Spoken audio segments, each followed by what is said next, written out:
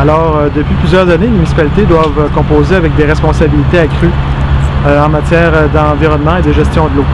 Combinées à leurs compétences traditionnelles en aménagement du territoire, en sécurité publique et en voirie locale, elles doivent maintenant innover et trouver de nouvelles approches pour conjuguer harmonieusement le développement et la conservation de la ressource eau. Pour accompagner les acteurs municipaux dans ces responsabilités légales et pour leur faciliter la tâche, un projet a été initié pour montrer les bonnes pratiques actuellement mises en œuvre partout au Québec dans ce domaine. Le projet Acteurs locaux au boulot répond à 3 objectifs. En fait, un des objectifs, c'est de s'assurer que la gestion des ressources en eau intègre et respecte les 3 grandes sphères du développement durable, c'est-à-dire la rentabilité économique, la protection de l'environnement et l'acceptabilité sociale de la mise en œuvre des projets. Ça favorise les collaborations entre les organismes de bassin versant, les instances municipales et les différents ministères en région. Acteurs locaux au boulot, eh bien, ça sert à engendrer un changement de comportement chez les acteurs municipaux et leurs collaborateurs en diffusant des exemples concrets, novateurs, des bonnes pratiques en matière de gestion de l'eau. Pour y arriver, la première phase d'Acteurs locaux au boulot est de créer un portail en ligne sur les bonnes pratiques municipales en gestion de l'eau, le Réperto. Son objectif premier, c'est de mobiliser les intervenants et créer une communauté active.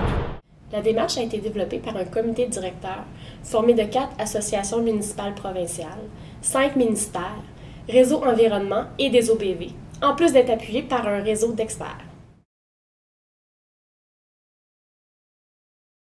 Le projet vise autant les directions, les élus que l'équipe interne des municipalités et des MRC. Le projet vise également les ministères et les directions régionales. Le projet vise aussi les 40 organismes de bassin versant du Québec. Ces intervenants auront 2 manières de s'impliquer pour faire vivre le Réperto.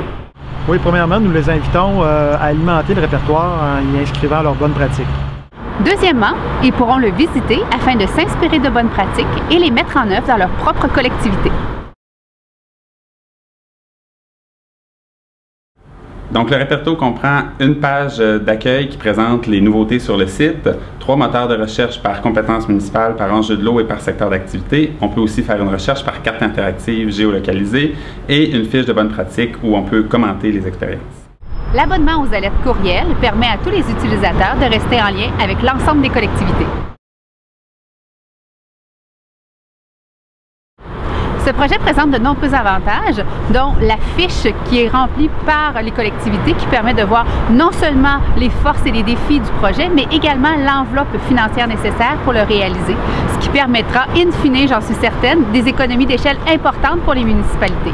Le Réperto permet aussi de mettre en lumière des bonnes pratiques et de démontrer que leur application est à la portée de tous. Eh bien, c'est un guichet unique des bonnes pratiques et ceux-ci pourront référer à une seule adresse. Le Réperto est un excellent outil pour aider les citoyens à mieux comprendre comment nous pouvons travailler pour améliorer la qualité de l'eau sur notre territoire. Ça permet le partage de bonnes pratiques entre les instances municipales, les différents ministères, les OBV aussi, pour susciter des projets concrets sur le terrain novateur. Pour vivre, le projet doit être soutenu par une communauté active qui va alimenter le Réperto et également réaliser des bonnes pratiques. Pour ça, on compte sur vous.